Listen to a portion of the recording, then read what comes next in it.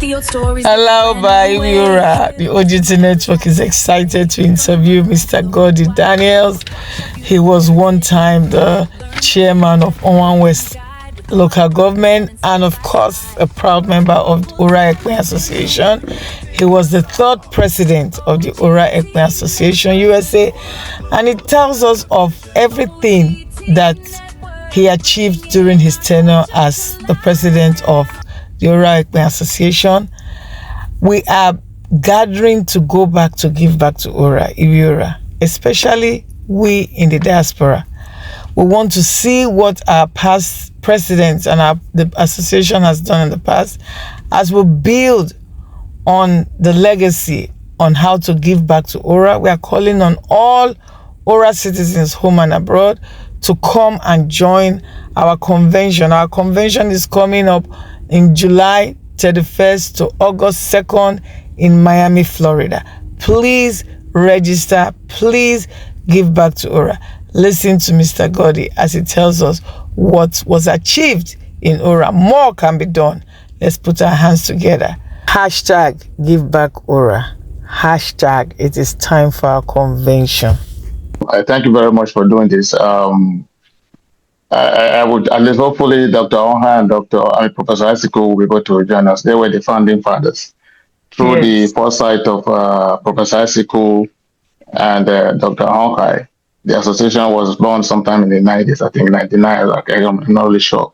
But I think what actually acted as the foundation or the main reason, when we were all here under the auspices of Professor Isiko, when people lose somebody dies at home, there's an activity, we all gather, we show up in New York, we show up in Boston, and those are the only times that we actually come together.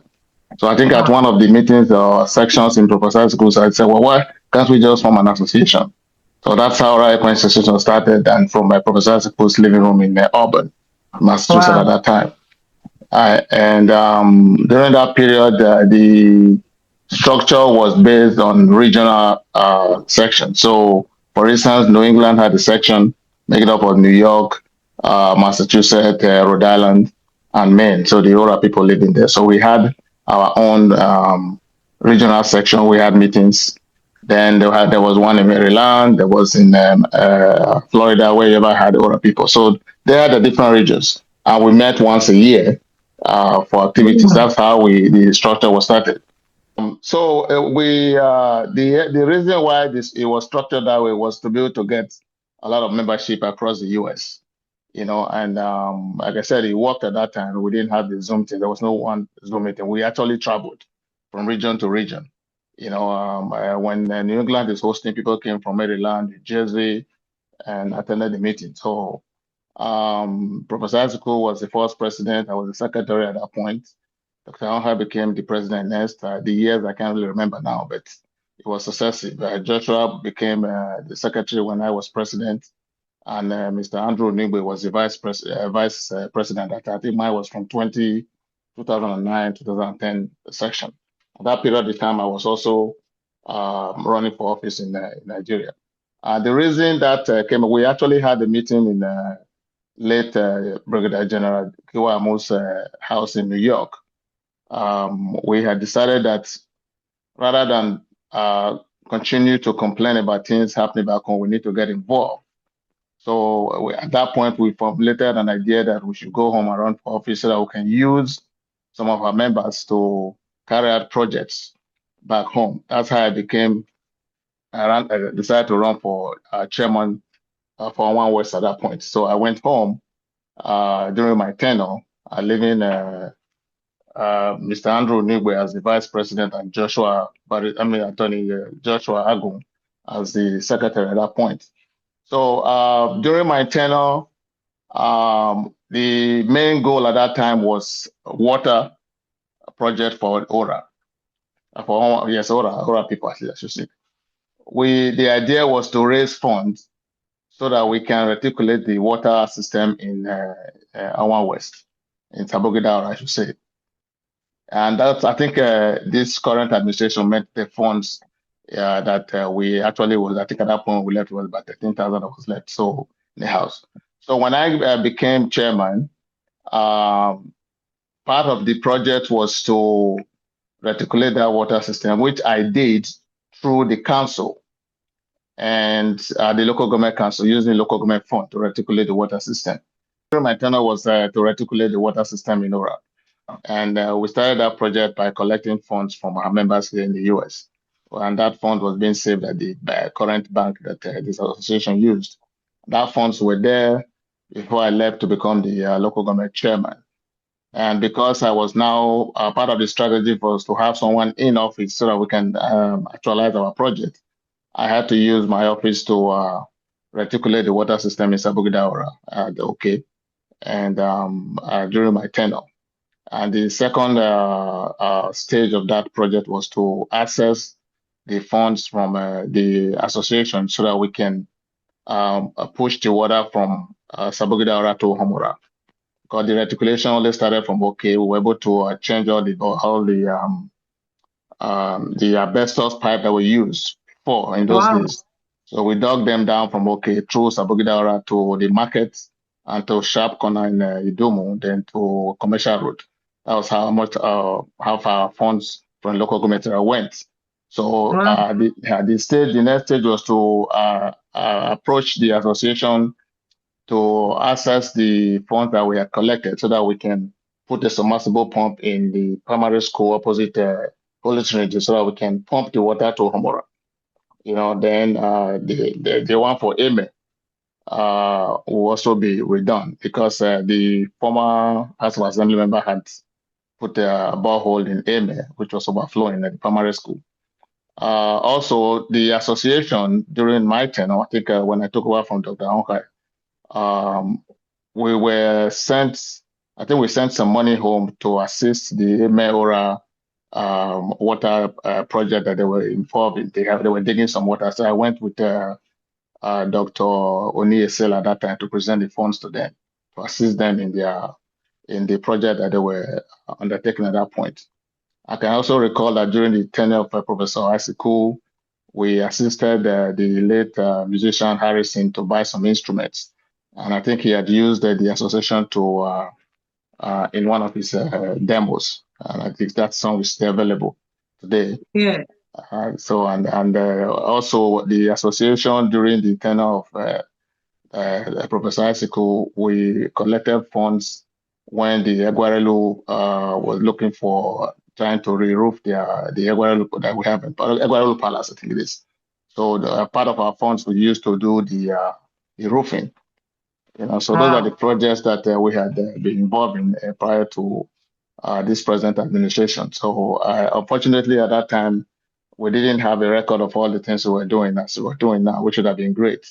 You know, again, the foundation of this association was to assist our people back home. You know, it wasn't for ourselves here, the welfare, because if you look at our constitution, there was nothing about welfare for members here in the US. It was always taking care of people back home. You know, so, and the association has kept that goal since the inception. And it's even more pervasive now through this present administration. So for me, I would like to, we had more membership before now. You know, I think it was the period when I was away home doing politics, the association was no longer functional, so to speak. And everybody kind of went their way. There are people, we had more members in New York. At that time, New York had the largest membership. Unfortunately, now they've all withdrawn. And there were some issues about what's it called? I don't know. Again, it goes back to the issue we're discussing, the lack of unity we have as Ora people. You know, so people began to have different ideas. But I think those people are still very much around, and I think we can reach out to them. So we have a lot of Ora membership in the state of New York, New Jersey. People like Dr. Oyewere was a member, Dr. Isele, the Isele family, a lot of people. You know, so right now, if you look at it, and I think if you look at it, we only have few members now. I think Maryland probably has the largest number of people. We have people like, yeah. So I would say now that the association is more balanced than it was, because at the time that we were talking about, we're just in our teaching stage, trying to get ourselves together. So with the onset of Mr. Lufokai, we have you can see that the situation is getting to a balanced situation, through the efforts of the present administration. So I think we need to reach out. I don't know how we can do it, but for me, I would like to appeal to all those who are still sitting on the fence.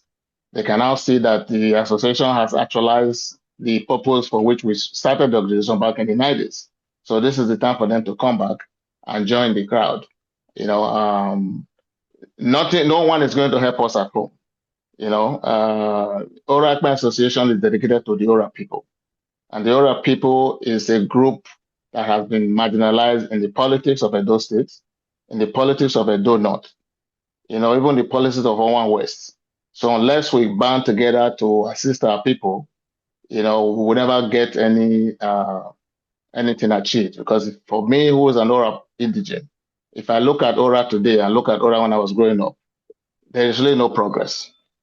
And I can tell you that this association has brought more light to the Ora people than any other association. Even the Ora Development Association in Benin or has not done as much as we have done.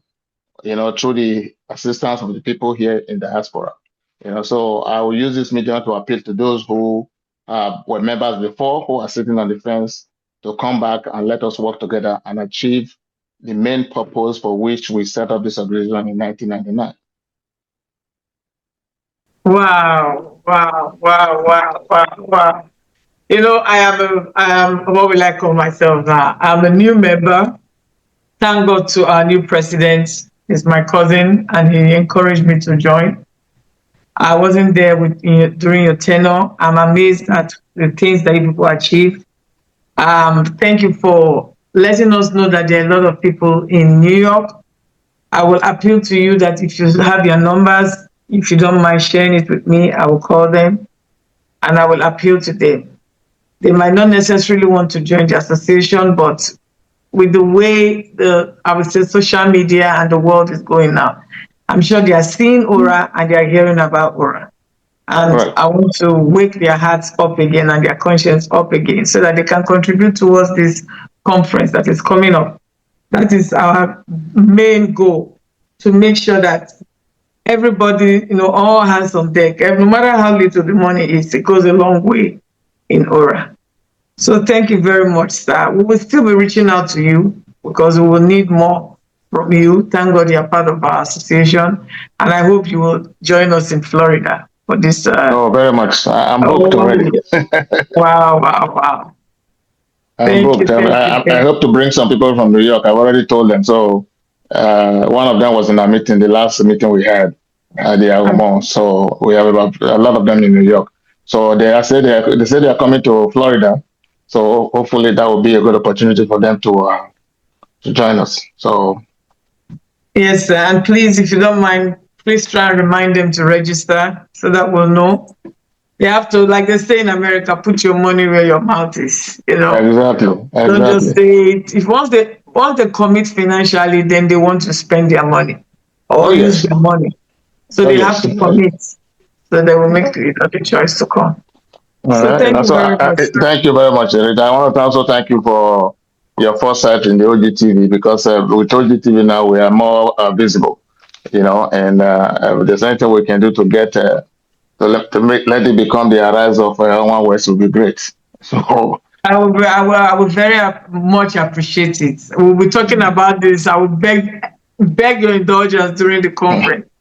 But right now, let us focus on raising money for Ora first of all. I need all the help. So I'm very grateful for you seeing what I'm doing.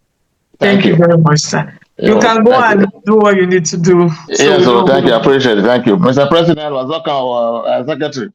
Hopefully. Join us next time as we interview another president.